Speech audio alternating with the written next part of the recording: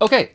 One last thing. I thought, I actually finished this class and I was just about to wrap it up, and then I realized I never played you the final track. So let's give it a listen, shall we? I want to point out one quick thing that I haven't gone back to. At the very beginning, I created this version of the track and we called it Mix V1. And I never changed that. I stuck with Mix V1 all the way through. And the reason is, if I would have got to any point in this mix where I thought I could do this thing or I could do that thing, and they're very different things, then I may have said, okay, I'm going to do this thing, but saved it as a new version and then kept going forward, knowing that if that didn't work out, I could go back to mix version one and then go the other way, right? So anytime I'd hit like a big crossroads, I would save it as a new version. Now with this mix, it's a pretty conservative mix, so I never really hit any of those big points where I needed to save a new version to make sure that I could kind of rewind. So I stuck with Mix V1 all the way through, and that's totally okay. But it's not uncommon to, when you're working on a more complicated mix, to have five, six, seven, eight versions of it going along. Okay, so let's take a listen. Now, this mix, this track that we got from this student was in really good shape beforehand. It's a lot of synths, relatively easy to mix. So it might not sound radically different. We really just got some stuff under control, did a lot of EQ, a lot of frequency stuff, a lot of compression. But it was in pretty good shape. So again, this is a conservative mix, but it sounds pretty tight. I'm really happy with how punchy the drums are, and the overall sound of everything. I think we got it really jamming. This is kind of club ready now. So let's take a listen.